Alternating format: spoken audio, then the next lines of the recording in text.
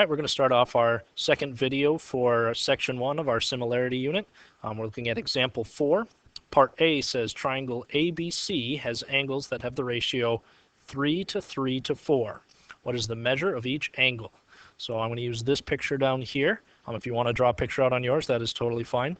But in this picture, this triangle, we'll call this ABC, and our angles have the ratio 3 to 3 to 4. Now, if we were to call this the actual angles, so like 3 degrees, 3 degrees, 4 degrees, obviously that would not add up to 180 degrees. 3 plus 3 plus 4 is only 10. So we are about 170 degrees off. So obviously these are not going to be that big, but the idea here is that, let's say this one was like 10 degrees, and this one was 30 degrees, and this one was, let's say, 50 degrees. 10 to 30 to 50, we could reduce down to 1 to 3 to 5. 10, 30, 50, divide each by 10, and we get it in its lowest form. Okay, so what it's saying is, in this case, we already did that. We got the lowest form to 3, 3, and 4, which means these two are going to be the exact same angle measure, and this one is going to be a little bit bigger than those two. Okay, now notice, if we're looking at it as though it was like 10, 30, 50, and we use the ratio 1 to 3 to 5, each of these numbers in the ratio is multiplied by the same number to get back to these ones. Each one will be multiplied by 10. 1 times 10 is 10. 3 times 10 is 30. 5 times 10 is 50. So we need to multiply each of these red ones by the same number then to get them up to the actual amount that we're looking for. That number we can call whatever we want. I'm going to keep it easy and just call it x. We're going to multiply each of these things by x so that they actually do add up then to 180. Which means then we're looking for a number x so that we could do 3x plus another 3x plus 4x, and it will equal 180. Oops. Why 180? Well, it's because all of the angles of a triangle have to add up to 180. So 3x plus 3x plus 4x equals 180. Well, we can combine our like terms here. 3x plus 3x plus 4x is actually 10x. So write that down here. 10x equals 180. And if we divide both sides by 10, we would get that x equals 18. Now, just because x equals 18, that doesn't tell us how big each of these angles are. All that tells us is that we're multiplying each of these by 18 to get the actual measure. So we needed that. That number is called our scale factor. It's what we're multiplying each piece by to make this the actual amount. So if we need to multiply this by 18, 3 times 18 is going to be, oops, got my wrong piece here, 54 degrees. This one would be 54 degrees. This is also a 3, so again, 3 times 18 is another 54 degrees. And if we did 4 times 18, that would give us 72. So the actual degrees here should be 54, 54, and 72. Okay, doing the same kind of process. I'm going to leave most of these here, just kind of off to the side. If we do the same process with example B, we have a rectangle. Its length and width have the ratio 3 to 5. So we would say this one is 3, this one is 5. Now that doesn't, again, necessarily mean that these are like 3 feet and 5 feet long. Okay, these could each be multiplied by like 3 or something, and we would have 15 and 9. So if this was 9 feet and this was 15 feet, 9 to 15 is the same as 3 to 5. Okay, so it's just saying that's the most reduced ratio is a 3 to 5. It also told us that if we multiply this length by this length, that's how you get the area. The area is going to be 540.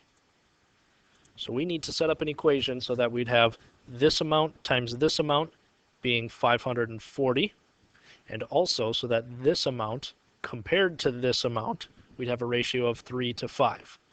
So just like over here where we knew we're going to multiply each piece by the same number, we can just multiply these by the same number. Call this 5x and call this 3x. Okay, so it doesn't matter what number x is, we know we're multiplying both of them by that same amount to get what they actually should be. So we'd have a 3 to 5 ratio here, and if we multiply them together, we would get this 540. So to find out what x actually is, how big or how much we need to scale each of them by, we would actually just multiply these together and set them equal to 540, because that's how we get our area. 5x times 3x. I'm going to do that up here. I'm going to do a little bit smaller. 5x times 3x equals 540.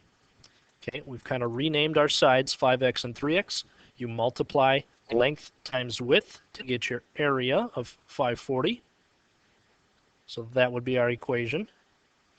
When we simplify that then, again, I don't need it that big, 5x times 3x is going to be 15x squared, my little squared symbol, equals 540.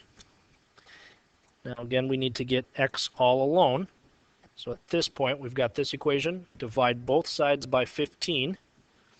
I'm actually just going to do that. Divide by 15, that gets rid of the 15 there. 540 divided by 15 is actually 36.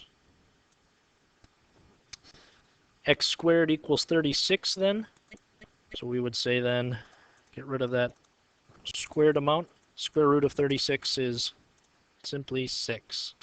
So in this case, x is going to be 6. Now again, that's just our scale factor. That's how big each of these or how much both of these need to be multiplied by. So what does that mean our actual length and our actual length are? Well, 5 times 6 is going to be 30. So 30 is this length. 3 times 6 is going to be 18. So 18 is this width. So 18 to 30 is the same ratio as 3 to 5. So we still maintained that ratio. 18 times 30, so length times width, gives us 540 square units. There's our area. Example 5, Part A. Jenna and John each worked on this problem. Who is correct and why? The original problem is 3 over 4 is the same as or is proportional to 2 over x plus 2. Now, like before, all we're doing is cross-multiplying these. When we cross-multiply these two ratios, 4 times 2 happens right here and right here, so both of them got that step correct. And then we're doing 3 times this amount, x plus 2. And both of them at least tried to write their work. I think Jenna's looks a little bit different from John's, but both of them wrote it out at least. Okay, so when we're doing that, again, this whole side, or this whole piece, 4, is being multiplied by everything up here. So being multiplied by the 2. So both of them, 4 times 2 is 8. So they've got that step down at least. Looking at our green cross, though, what that is saying is we're doing 3 times the amount, x plus 2. Now there's 2 ways you can look at that. That's either saying 3 times this whole amount, in which case you'd have to distribute, or it's saying, let me use my piece here, x plus 2, and we're adding another x plus 2 and another x plus 2. This plus this plus this. There are 3 of them because it's 3 times that amount. X plus x plus x. I'm going to give myself one more over here. Would become 3x. 2 plus 2 plus 2 would become 6. You get the same answer if you were to distribute this. 3 times x is 3x right here. 3 times positive 2 is this positive 6 right here. So that's what this green line is saying, this cross. When you're multiplying this numerator by this denominator, you're multiplying the whole thing. So 3 times this whole amount, not just by the x. So it should come out to 3x plus 6. So we only see that in John's work right here, the 3x plus 6. Jenna forgot to distribute. She only did 3 times x, not 3 times the plus 2. So hers is incorrect. So we would say John's is correct because he distributed correctly. Solve this proportion. 4x minus 5 over 3 is proportional to negative 26 over 6. So again, like we said before, we need to cross multiply that piece times that piece, this piece times this piece. When we do that, we would get 6 times the whole amount, 4x minus 5, equals 3 times the amount, negative 26. So this would be our equation that we're setting the numerator times the denominator and the numerator times the denominator. When we distribute the 6, so 6 times 4x and 6 times that negative 5, we would get, well, I'm just going to move it aside, 24x minus 30. And when we multiply these two, 3 times negative 26, it becomes negative 78. So this would be our equation at kind of our second step. To get rid of this minus 30, we would add 30 to both sides. Oops. So add 30 there, add 30 there. When we do that, get this one out of the way, 24x would be left alone, equals negative 48. Negative 78 plus 30 becomes negative 48. Now, last step to get x alone, divide both sides by that 24, and we would get x equals negative 2. So that would be how to solve a proportion. We're just cross-multiplying each expression, wherever we see it, setting them equal to each other, just kind of making our equations, and then solving it out for x. Solve this proportion. 2x over 4 equals x plus 2 over 2. So again, start out any proportion, you just cross-multiply. Numerator times denominator in both cases. So 2 times 2x is right here, and 4 times x plus 2 is right here. 2 times 2x becomes 4x. 4 times x plus 2. Remember, you have to distribute that. 4 times x, 4 times the positive 2, get 4x plus 8. Now,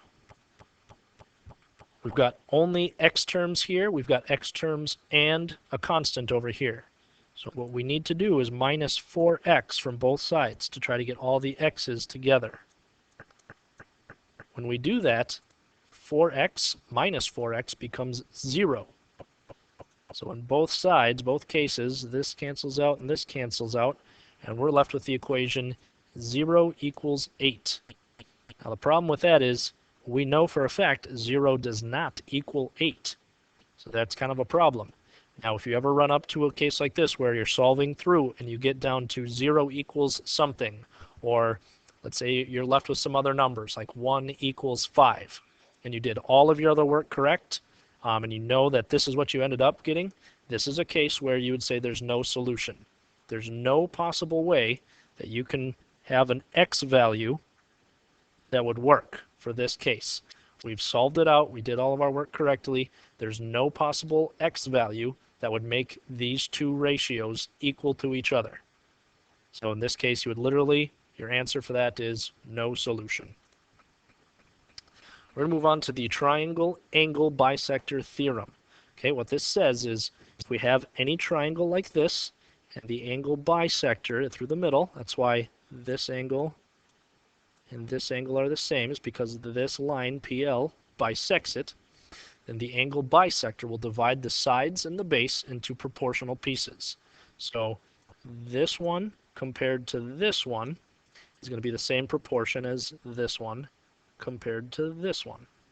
Okay, so P to R over RL is the same as PQ to QL. They're going to be proportional. So let's see that in action, what that looks like. Here we have a triangle set up. We have the angle bisector. We know 3.5 and 5 are right here. We have x and 12 right here. So the proportion we can set up is 3.5 over 5 is the same as x over 12. Now they wrote it out the other way. They would put 5 over 3.5 and 12 over x. It doesn't really matter which one as long as they match. As long as 3.5 is right across from x, these ones are here, and 5 is across from 12 right here, then you can kind of flip them around, which one is on top, which one's on bottom, as long as they match. So I'm going to set it up this way. Now they match. To solve it again, we just cross multiply. 3.5 times 12 is going to be 42. 5 times x is 5x. Divide both sides by 5, and we'd get x equals 8.4. So this missing piece here be 8.4, and that'll keep everything in proportional lengths. And that'll wrap it up for section number 1.